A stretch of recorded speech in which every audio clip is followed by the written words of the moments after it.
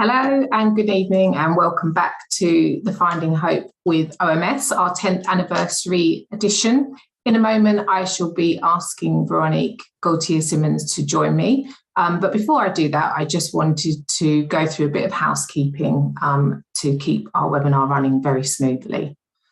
So for those of you that haven't joined us for a while, my name's Sian Southward. I'm the head of programmes here, joining you from near London in the UK. Obviously, the webinar will be recorded, and a copy of the recording and all the materials from Veronique will be made available. You'll automatically get that link from Zoom, and that will be a week today, so look out for that. Obviously, we tried to make it as interactive as possible, so there is a Q&A function at the bottom. So please do submit your questions, and I shall field those to Veronique later. You'll also see that there's live transcripts, so it looks like obviously subtitles, and you can turn that off at the bottom by pressing on the button. And then, of course, as you leave the webinar, hopefully in an hour's time, there will be a little survey that will pop up, and we just ask for your feedback. So without further ado, I would love to welcome Veronique to the stage for our breathwork for people living with MS.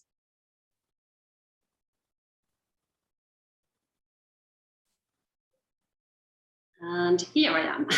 Excellent. Hi, Veronique. How are you? Thank you so much for inviting me to this webinar. And before we start, I'd like to mention that I am actually in the south of Portugal, and it's been really, really hot today. So it was actually 37 degrees. So if you see me getting all sweaty and drink a lot, don't worry, I'm fine. It's just really, really hot. I shall leave you to it, Veronique. Thank you. I'm so impatient to start. So I would like to welcome you all to this webinar. So whether you are watching the live webinar now or if you are watching the recording, this webinar is about breathwork for people living with MS. And I think you probably are all aware that breathwork has become really popular recently. And there's an awful lot of research about the breath, which is super exciting, especially because of long COVID. So we've got loads of new research going on everywhere. We learn a lot more about the breath and the link between the breath and other systems in the body. But the aim of this webinar is not to go into details. Yeah, the aim is to first discuss what is breathwork, how can breathwork help people living with MS, and then we'll do a short practice. So my actual objective is that at the end of this webinar, you are really hungry for more information and that you are excited about the potential of using breath as a tool to improve your health and your life in general. So regarding the short practice, you can sit on the chair, on the floor, as you wish. And I mentioned in the description that if you've got a TheraBand or a belt, please have it beside you. But don't worry, if you don't have it, you can just visualize it, and it's just for one exercise. And finally, if you have a nice playlist, if you've got some music that is relaxing, that you enjoy listening to, really feel free to play it during the practice. It just helps to create a more relaxing environment. Okay, so before starting to talk about the breath, I'd like to tell you a little bit about my journey, just for you to understand how I came to breathwork. So I was diagnosed with relapsing remitting MS in 2000. at the age of 34. So you can calculate, yeah, I'll be 56 this August. And the first symptoms that I had were optic neuritis and sensory symptoms and balance issues. I had these symptoms while I was exercising.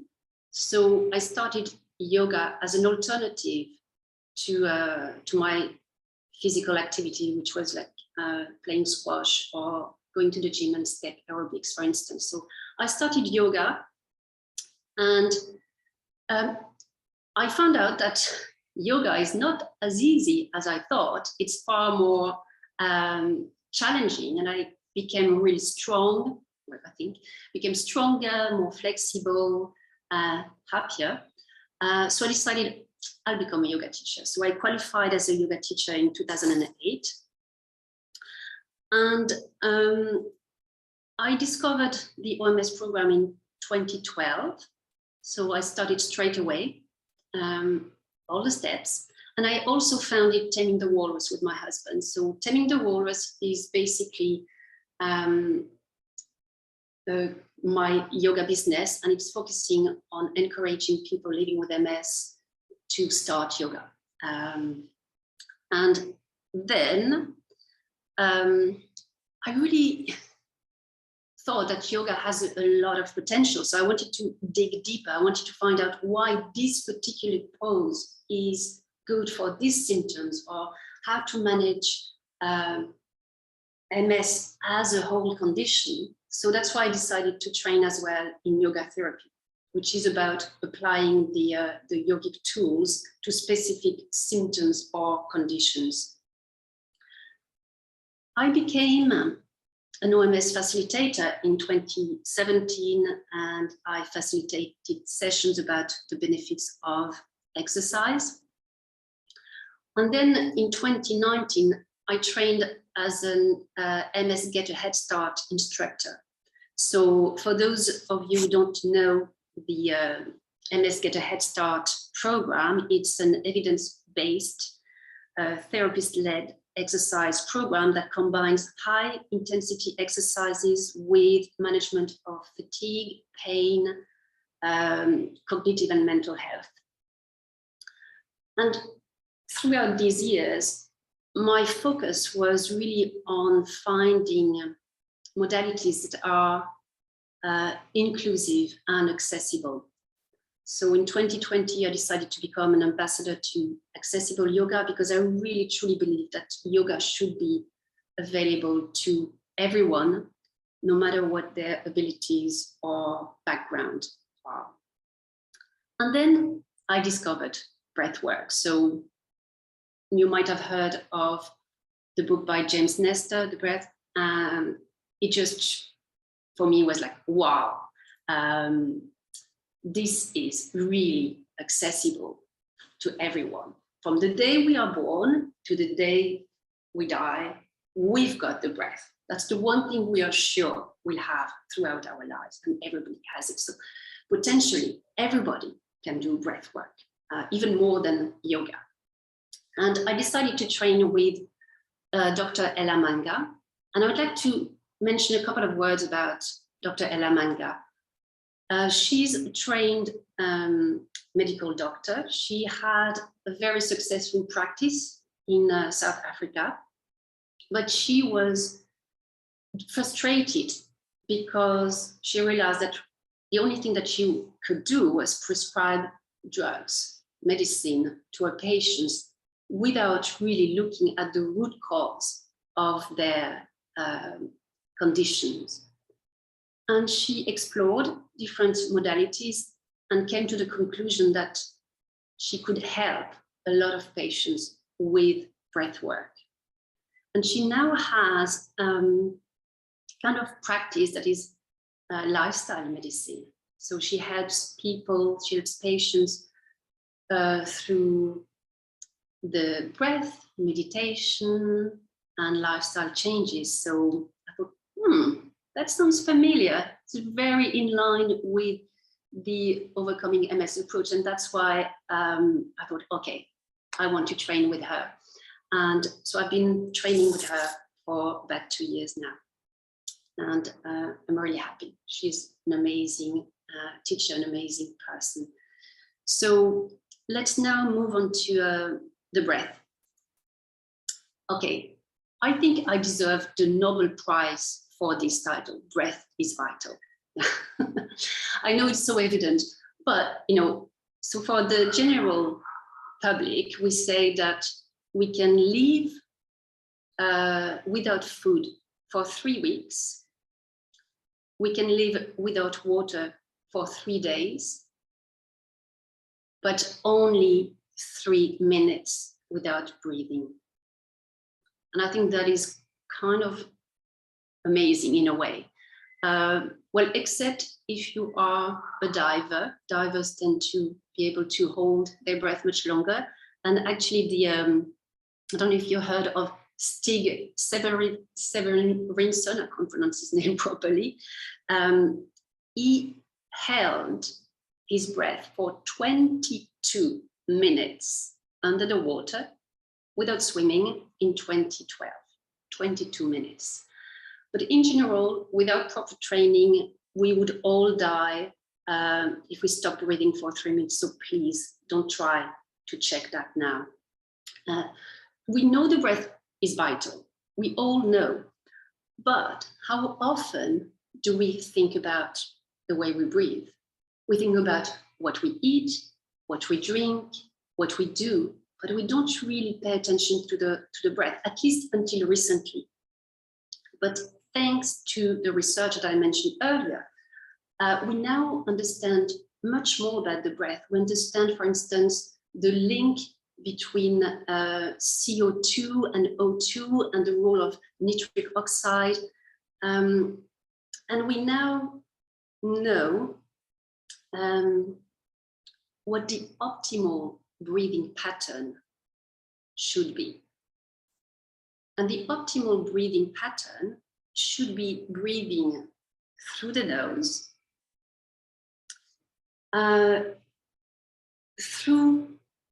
from the abdomen, so starting from the abdomen. When you inhale, you feel the abdomen expand, and it should be slow. And in fact, that's the way newborn babies breathe. But we often develop dysfunctional breathing patterns.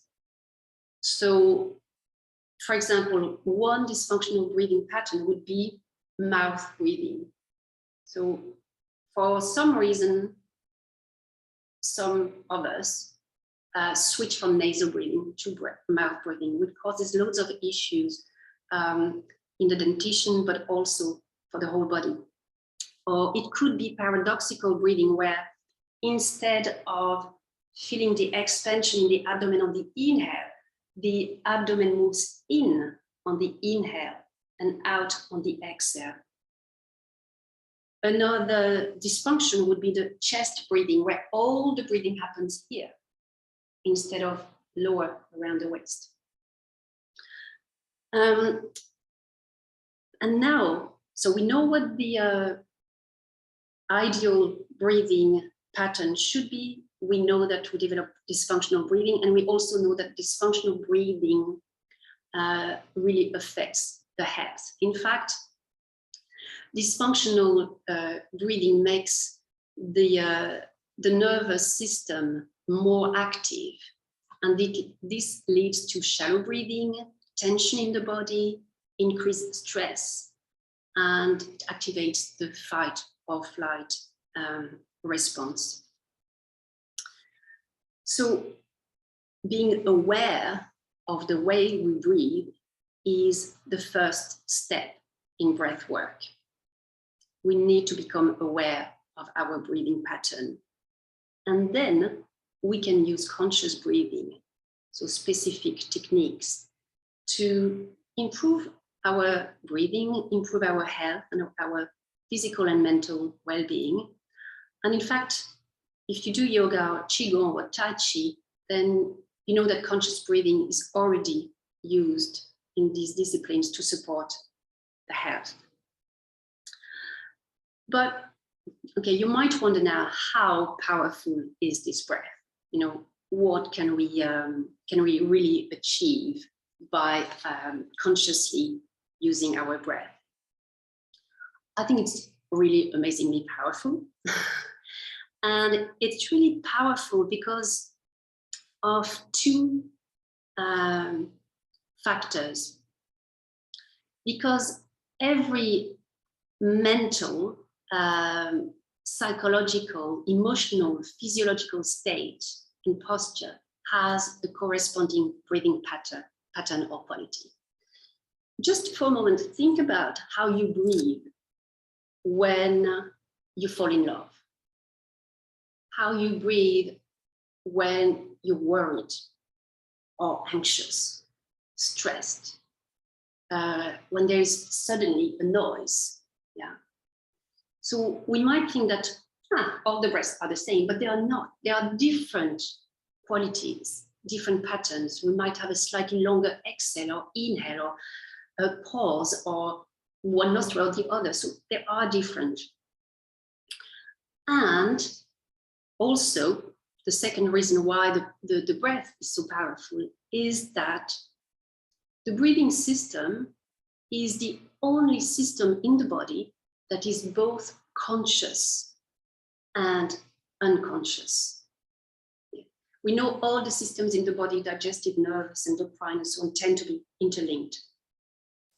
But the breathing system is the only one that happens naturally. Thank God we don't have to breathe all the time. We don't have to think all the time that, oh, I need to breathe in, oh, I need to breathe out. It happens automatically. But we can also tell the brain, oh, stop here, I'm taking over the control. I'm in charge now.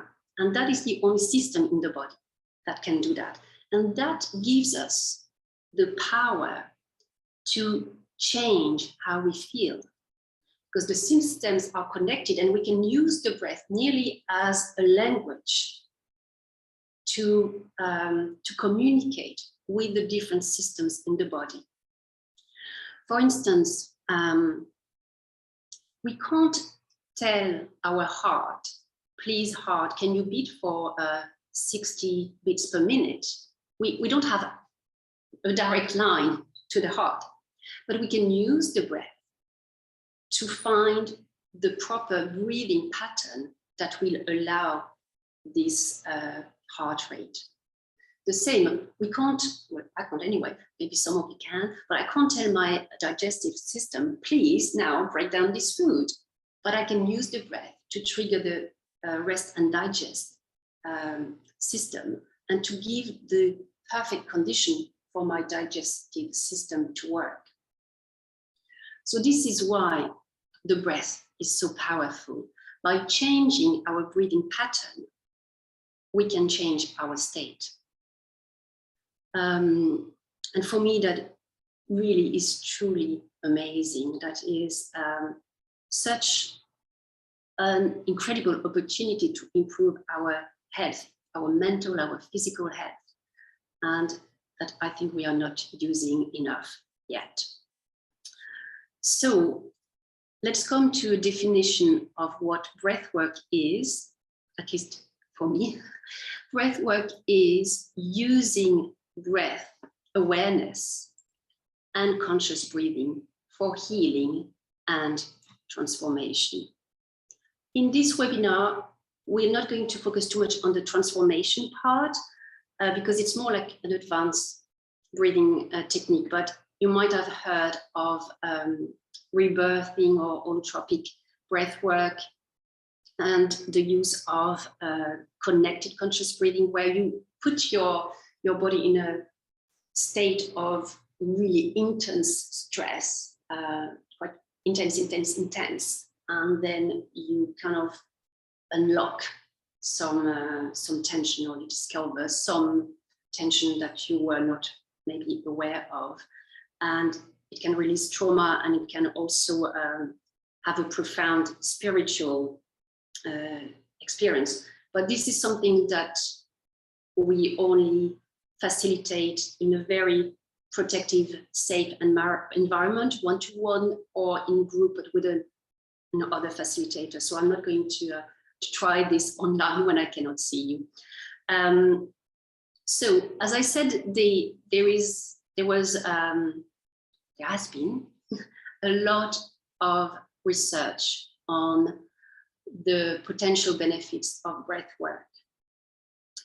There's been some research as well for MS about the use of some pranayama techniques for MS. So for those of you who don't know yoga or don't practice yoga, pranayama is the field in yoga that looks a lot about breathing techniques. But prana is not just the breath, it's actually energy. So the yogic vision is that we are made up of loads of elements and atoms and so on. And prana is this kind of life force that helps us to take this shape that we are in at the moment. And when this life force is strong, we are healthy. When it's getting weak, we get sick. And when it leaves the body disintegrates, we die. So that is the focus of pranayama. And there are research papers about pranayama and MS, but I haven't found anything yet about breath work and MS. But based on my own experience and what I learned with Dr. Elamanga, I listed a few areas where I think breathwork can have potential benefits for people living with MS. I shared it with Dr. Elamanga, and she agreed that these would be definitely potential areas of interest. So the first one is respiratory function. Breathwork can help optimize the respiratory function by improving the strength of the respiratory muscles and expanding our lung capacities. And in MS, sometimes the MS itself might cause a damage to the phrenic nerves that are linked to the diaphragm, the big respiratory muscle, and that might lead to a dysfunction in breathing, or maybe just the stress of having MS, or maybe if we feel down, we know that we might kind of slump a little bit forward, and that will affect our breathing. So breathwork can help us optimize the way we breathe. Also, there is a really interesting link between breathing and inflammation. I'm sure you all heard about the vagus nerve, and we can stimulate the vagus nerve with breathing, and this way reduce stress and thus inflammation. We know that stress leads to inflammation. So there is an indirect way to reduce inflammation via the vagus nerve with breath work. Brain function. So you might already have experienced or tried some breathing techniques that help to improve memory and focus. We'll do one later that is used often to improve memory in the general public as well. And neuroplasticity. We know that breath awareness thickens gray matter. Other benefits, we can use the breath to modify our perception of pain.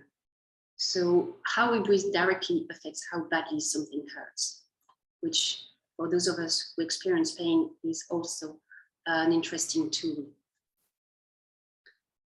Breath work can improve sleep and also then energy level and balance. So there was research fairly recently that shows that balance is better both with the eyes closed and open when the diaphragm, so the big breathing muscle, is thicker and moves more freely during quiet and deep breathing. So these are the areas where I think breathwork can be really beneficial for us living with MS. So the last one I mentioned, diaphragm. So my students, my yoga students know that I really love working with the diaphragm.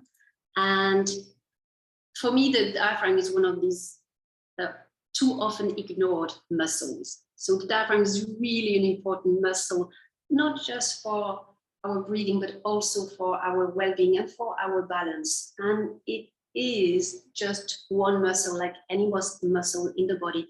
We need to strengthen it. We need to keep it flexible. We need to keep it juicy and strong. And I found this beautiful video. Unfortunately, I won't share it with you now, but I really encourage you to watch it at home when you get the material. And it's actually a live MRI scan of the diaphragm. So the diaphragm is this big dome-shaped muscle that you see under the heart. You see the heart in the middle, the lungs, and you have this diaphragm that has the shape of a dome and is attached to the rib cage, to the front, to the side, and to the back. So if you look at my hands, this is the shape of the diaphragm. And then when we inhale, the diaphragm flattens and that pushes the belly out, that draws the, or extend in a way the lungs, so there is more air that can come in. And when we exhale, it goes up again. It goes up and help to kind of push the air out of the lungs. And what I found is beautiful in this video is that we really see how everything is connected.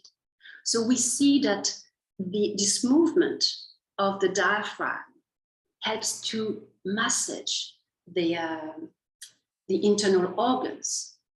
Yeah, it gets this movement up and down, but it also massages the heart. So when I was saying earlier that we can use the breath to change your heart rate, it's thanks to this movement that you actually help the heart to pump at the rhythm that you want. The problem with the diaphragm is that we are not very much aware of it and that it can get tense. So because it's linked with the vagus, with the psoas muscle, which connects the upper body and the lower body, it's also connected to the fascia. So when we spend many hours sitting, when we are stressed, everything tightens, everything gets tense, and this affects the movement of the diaphragm and our breathing. So I could really spend hours talking about that, about diaphragm in particular, but I'd like to move on to the practice part. Yeah. So this setting is a little bit unusual for me because in a normal breathing breathwork session, I would see you. I would look at your belly. I would look at your chest just to notice if there is any dysfunction. But obviously, in this setting, I cannot see you. So I really rely on you to pay attention to your breath to notice if anything that I'm asking you to do feels uncomfortable. Please don't continue. Just listen to your own intuition and only do whatever you feel is good for you right now. So if you have, I'm just going to move a little bit up so you can see my waist. If you've got a belt or a TheraBand, I'd invite you to wrap it around your waist and cross it like this and leave it like this. We are not going to use it now, but we'll use it later. Sorry, I need to adjust a little bit, so otherwise you don't see my head anymore. And if you are sitting on the chair, make sure that your feet are flat on the floor and that your feet and your knees are hip width apart. And then bring your awareness to your sit bones. Whether you are sitting on a chair or on the floor, notice if your sit bones are equally pressing on the floor. And if not, then maybe move a little bit your legs so you are sitting more comfortably. Lengthen the back of your head and roll your shoulders back. So what we want to do is to stretch the pectoral muscles just a little bit. So inhale and roll the shoulders back, feel the stretch. And then on the exhale, roll the other way around. And this time, feel the stretch in the back. Again, inhale, opening the chest. Exhale, close. Once more. Inhale. And exhale. And come back to the starting position.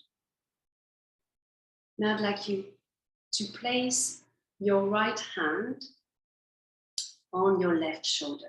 So just place it just on the top of your shoulder and relax the arm. So the arm is kind of a little bit heavy and you feel a little bit of weight on your shoulder. And then turn your head to your left. Bring your awareness to your breath. Inhaling, feeling the belly expand. And on the exhale, feel the navel draw towards the spine.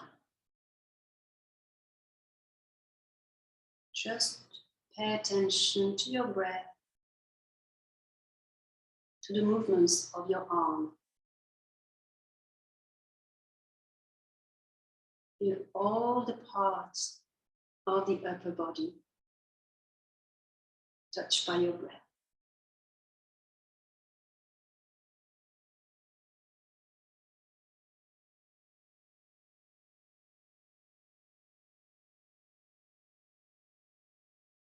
And then we change side. We place this time the left hand on the right shoulder. And turn the head to the right.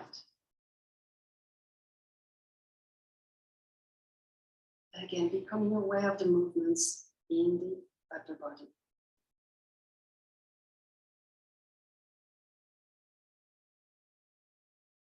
Just a small exercise like this to connect again with your breath is very useful.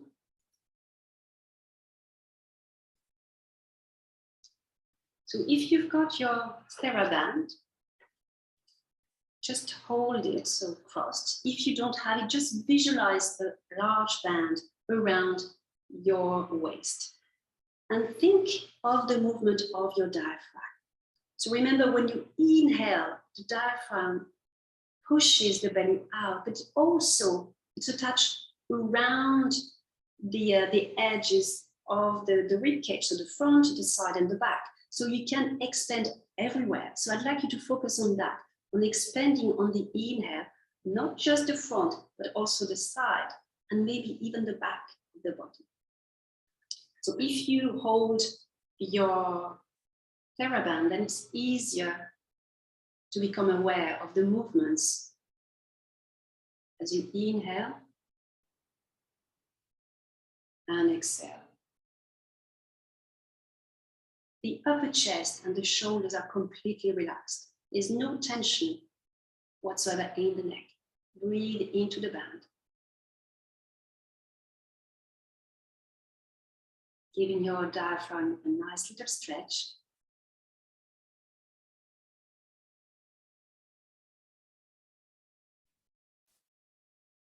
And release.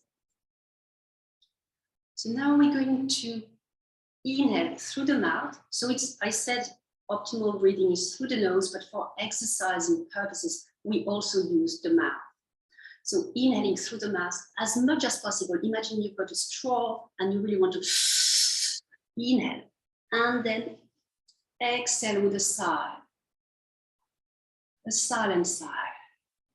So when you inhale, you really push your diaphragm down, stretch it down, and then exhale, let it come back up on its own.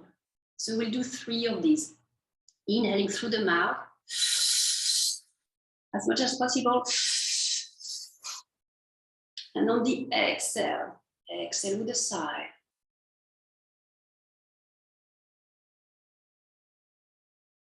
Again, inhale. And sigh. I love sighing. Another one. Inhale. And sigh. So we stretch the diaphragm down on the inhale. Now let's do the other way around. Let's exhale as much as possible. So pushing the diaphragm up, until you need to inhale. So just one thing, it's actually not possible to completely exhale to empty your lungs. There will always be 1 liter of air. So don't worry. Even if you feel you exhale, don't panic. There's always a little bit left. So exhaling through the mouth as much as possible. Can't speak anymore. And then when you need to inhale, let the inhale happen. Again, exhale through the mouth.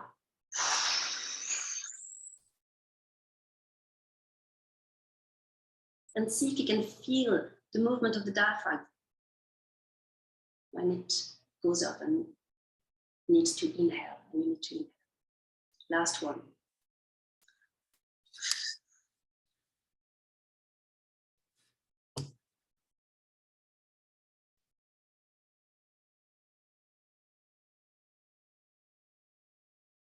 And then inhale. Nice. So that must have wakened your diaphragm. So next, what I'd like to do is to measure your BOLD score. So in breathwork, especially when we are working with functional breathing, so trying to improve the way you breathe, we can use different parameters to assess where you are at and what your breathing is like. So the BOLD score stands for the body oxygen level test. And there will be a poll at the end, so I'll ask you to give your BOLD score in the poll. So the aim of the BOLD score is not to measure how long you can hold your breath. It's not the aim. The aim is to see when your body reacts to the lack of air. Yeah. So we're going to inhale through the nose, exhale through the nose, and then I'll ask you to hold your nose. And then whenever you feel the need to breathe in, so when it might be that you need to swallow, or it might be that you feel a little contraction in your abdomen, then release. And that is your ball score. So you count in seconds. Yeah. So don't try to hold your breath as long as possible. When you release your hands, you should still be able to take a normal breath, but you shouldn't be like gasping for air. Yeah. So are you ready? And then Sean will can share the results of the poll. So let's start now. Take a normal breath through the nose and exhale through the nose. Pinch your nose and count in seconds until you feel the first sign that you need to breathe.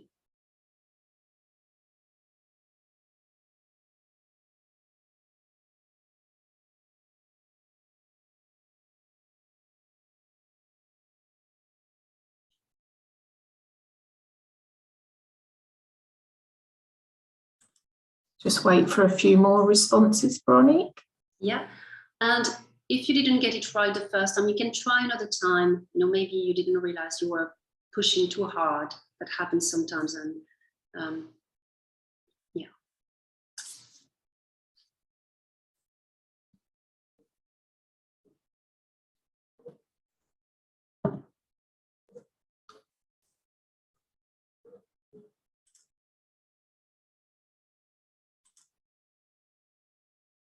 Okay, great. Do you want the good news or the bad news? No, I'm joking. So the ball score, the average is usually around 10, 15. So that is really what your result shows too. But the ideal score is 40. If you want to, to exercise and to run, for instance, 40 is a good ball score. But even athletes can have a low ball score. Yeah. So there are ways to improve your ball score because it's important. It means that you can, you won't be out of breath as fast. Yeah. You'll be less fatigued, less tired. So improving your ball score is a nice thing to do.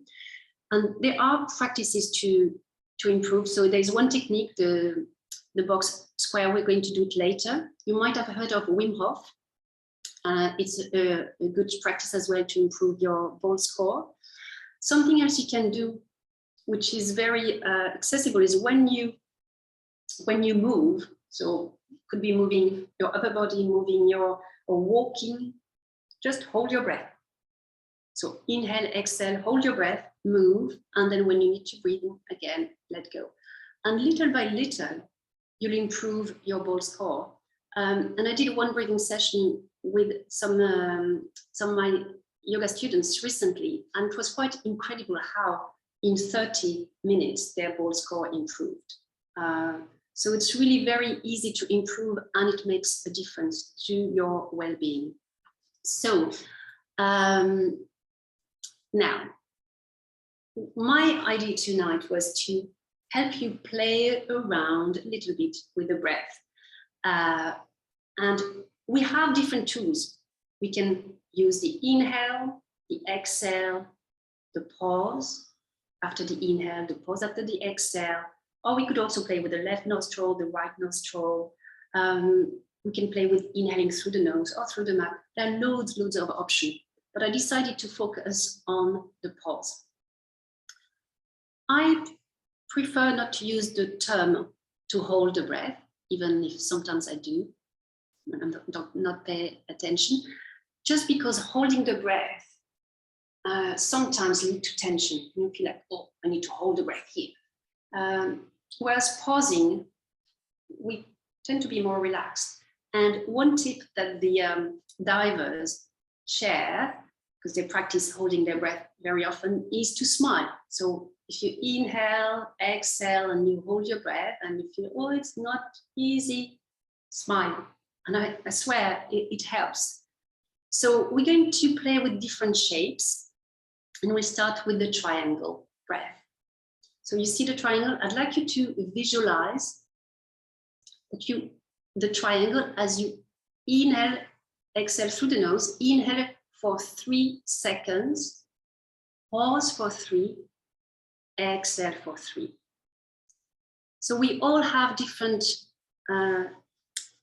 capacities. So respect the ratio, but you can count faster or slower. So it's, if your ball score was under 5, then count 1, 2, 3, 1, 2, 3, 1, 2, 3.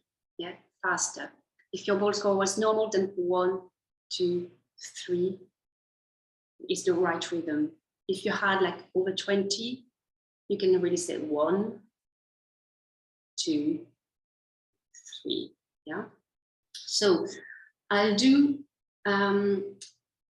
count just for the normal, the average ball score, and we can start now. And just to before we start, at the end of the different breathing practice, there will be a second poll where I'd like you to say which of these breathing shapes that we did you prefer. So pay attention to how you feel while you are doing these breathing shapes. Yeah.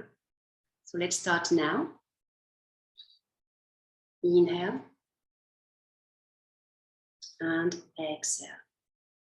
And let's start. Inhale, 2, 3, pause, 1, 2, 3, exhale, 1, 2, 3.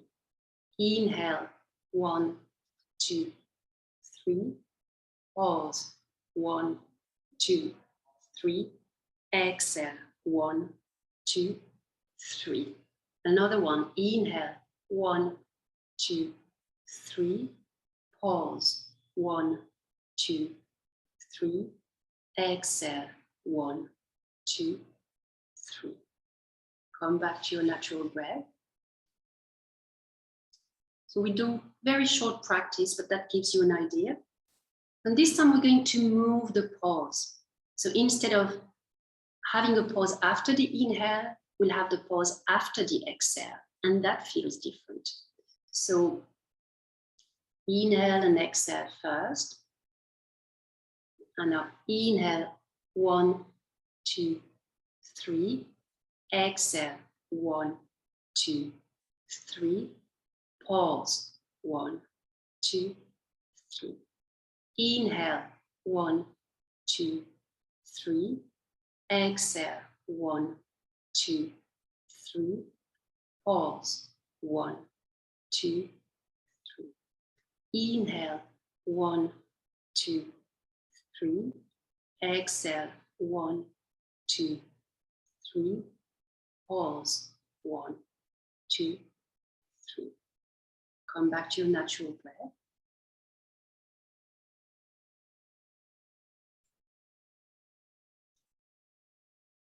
And now we're going to move to the square or the box breathing, which is the breath that I mentioned is really good to increase your focus or your attention. And it was made popular by Mark Devine, who was an ex-Navy SEAL instructor, and he used this breath to train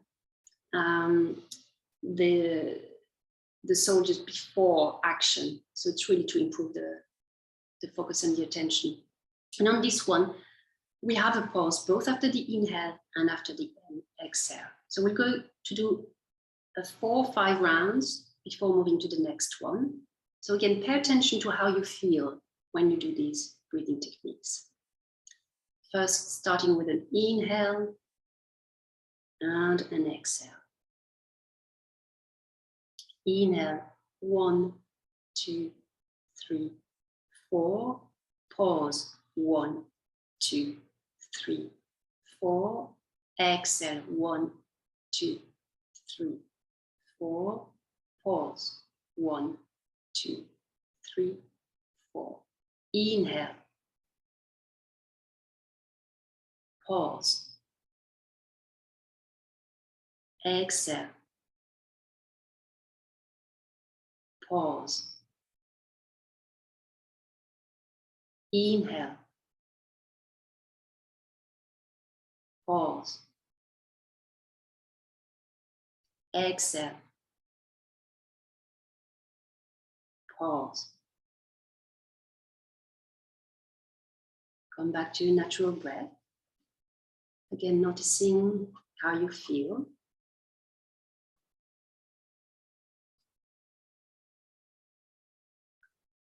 And the last one we're going to do is called the coherent breath. And this time there is no pause at all. We move directly from an inhale into an exhale. So take an inhale and exhale now. Inhale, 1, 2, 3, 4, 5. Exhale, 1, 2, 3, 4, 5. Inhale, 1, 2, 3, 4, 5. Exhale, 1, 2, 3, 4, 5. Inhale. Exhale. Inhale. Exhale. And come back to your natural breath. And Sean can share the ball. So you can just tell me which one you felt most comfortable with, or most challenging, sorry, most challenging. So we did them fairly quickly, but I hope that it gives you an idea of the way you can play with the breath and all the options that are available.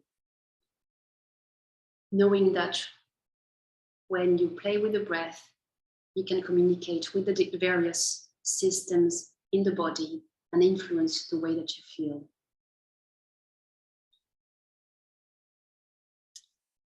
So the most challenging is the square breath. Yeah. So yeah, the pauses are the most challenging, but that's why, working on your ball score will help you improve the way you pause at the end, both of the inhale and of the exhale. Unfortunately, I only have 1 hour, which feels like time is flying. So in the materials that you'll be sent, you'll have some links. If you want to explore further, there's a webinar by Gillian Robinson as well. 2 books. The Breath Cafe is a site that I really enjoy. You can also check my website, Taming the Walrus, or contact me by email or by social medias, and I'd be more than happy to answer any question. And to finish, there's a Sanskrit proverb that says, "For breath is life, and if you breathe well, you will live long on earth." So thank you so much. I am now ready to answer any question. Thank you so much. I feel so relaxed actually after that. I was joining in the background and then trying to make sure everything was still working for you. Thank you so much. And yeah, for me, it was definitely the most challenging was the square, and I really liked the first one of the triangle. Yeah, but the square really is used, by Navy SEAL officers to practice before, attack and so on. So it does work, but it's not easy. You need to, yeah. No. I just wanted to give you an idea of, what you can do a little bit with the breath. Yeah, no, that was brilliant. Thank you. And great to see the everybody getting involved as well and taking part. So we've got a few questions just for our final couple of minutes, Veronique. Yep. you're happy and you've taken adequate breath. Yeah. So we've had a question about somebody's currently fighting COVID and their oxygen levels are bouncing around a bit. Any advice on breath techniques to help improve their oxygen levels? Yeah, there are. I'm happy to share some resources as well for post-COVID breathing technique. Though I actually also got COVID recently, and what I was practicing was breath hold. Really practicing to inhale, exhale, and hold your breath, and then come back. So we think always that we need more oxygen, but in fact we need more CO2, because it's the CO2 that helps the oxygen to be released in the cells. So when you practice to hold or to pause at the end, to hold your breath, your tolerance to CO2 increases. And that paradoxically might sound, but helps the oxygen to be delivered to the cells. So holding your breath is the key. There is an Irish guy called McKeon. His website is Oxygen Advantage, and he's got loads of resources as well for post-COVID. Great, thank you. People want to know more. Somebody's asked you, do you use breathing technique as a substitute for meditation? So obviously part of the OMS program. I knew I would be asked this. If Phil is listening, no. I'm joking. What is the breath awareness that we practice at the beginning of a breathwork session is a kind of mindfulness practice, but we only do it for a couple of minutes. Yeah. So, and breath awareness, the same benefits are for me as for mindfulness. It helps to thicken the gray matter. But meditation has other benefits. There is some research, however, in the States where they're trying to find out whether the benefits of mindfulness meditation are due to the breathing or not, but there is no evidence that it is at the moment. I definitely would keep meditating, and I keep meditating as well. I don't replace it with breath work. Thank you. Somebody's asked about the live video of the diaphragm. So we will obviously share Veronique's PowerPoint as well as obviously the recording. So that will be made available to everybody. Again, thank you so much, Veronique. Is it wrong that I feel breathing in works easier in the chest? Should I train to feel it more in the belly? Yeah, that's the answer. And for many reasons, we have decided that we need to breathe here. And sometimes I see as well, it's our education too. We are told to sit up straight and to keep the belly in. And because we are told to keep the belly in, then we kind of move the breathing to the upper chest. But it is really much better if we can use the diaphragm in a better way and inhale, expand the belly, not too much. It's not a huge balloon, but just a little movement around the waist. And this upper chest breathing, we use it for practice, but the rest of the day, it should be really relaxed. So definitely try to breathe more through the abdomen. Thank you. So I hope I say this right, but I go for hyperbaric oxygen treatment on a weekly basis. Could I use these techniques whilst in the chamber? To be honest, I don't know. I wouldn't try it. I can look for information about it if you want, but it feels a little bit extreme to me, but I don't know. Honestly, I would look for information if you want, but I prefer to do the breath work in a kind of relaxed, atmosphere in a normal conditions. But I'll check. Yeah, and seek advice. You mentioned Wim Hof earlier. and obviously it's quite topical at the moment. What's your thoughts of the Wim Hof breathing techniques? I like the Wim Hof technique. I really like the cold water. But I would just be careful because it doesn't take into account dysfunction, and it is quite intense breathing. And I know from my own experience that for many years, I used breathing technique that actually created tension in my neck because I wasn't breathing properly. And I was creating tension when I was exhaling, and I had to unlearn that. I had to learn to breathe properly and to relax everything. So if you can do Wim Hof correctly, if there's no dysfunction, it's a powerful tool to get energy. But if you want to relax, or if you want to work on reducing inflammation, I don't think it's the right technique. But I do it. But I do lots of different techniques. I think that's, we need to explore different techniques so our breathing is resilient, and we can move from one breath to the other. Lovely, thank you.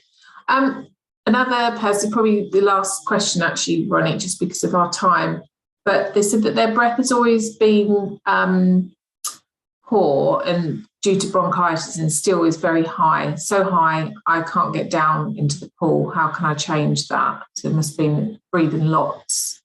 The bolt score was low, was it?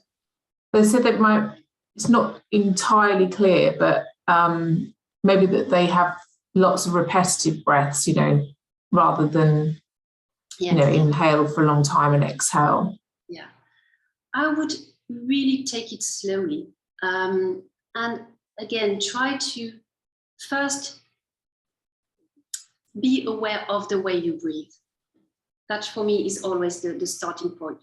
Pay attention to how you breathe. Notice how it feels, which part of the body are moving. Notice if there is a dysfunction that maybe you need to change.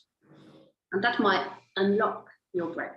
Or is it because of a lot of tension and the diaphragm is so locked, so tense that you can't actually breathe properly? So that's the kind of things that I would look at. And then slowly keep repeating and repeating a simple breathing technique, inhaling, exhaling for the same length, slowly lengthening the exhale, step by step, petit à petit. I think we're going to end there, Veronique. We've had questions, but also lots of comments and thank yous, which I'll obviously pass on to you. People asking about whether you're accepting new students and things like that. So if there's any information that we can share afterwards, then we can pass that on. Yeah. Thank you so much. Really, it was a pleasure. And I wish I had 4 hours. I know. It's fascinating. And I hope that I reach my goal and that everybody is excited about the breath, because I really truly believe that it is an amazing tool, really an amazing tool for everybody. So thank you so much for... Thank you. And obviously you're not a stranger to OMS, so we'll be more than happy to have you back and have another session if you're happy with that. So thank you so much as well, Veronique. And I'll just close off. So thank you again. Thank you, everyone. Bye. That's it for tonight. And actually, it's the end of the webinar session season just for the summer. We're taking a little break. All the resources from all the past webinars, including this one, and all the materials. So the PowerPoint, you'll be able to go back, look at the resources, watch that video. That will be available on the OMS website in the usual place, but you will get that link within a week automatically from Zoom. So wishing everybody a happy and happy and hopeful summer, and we'll be back in September with some exciting new webinars planned. Thank you very much. Bye.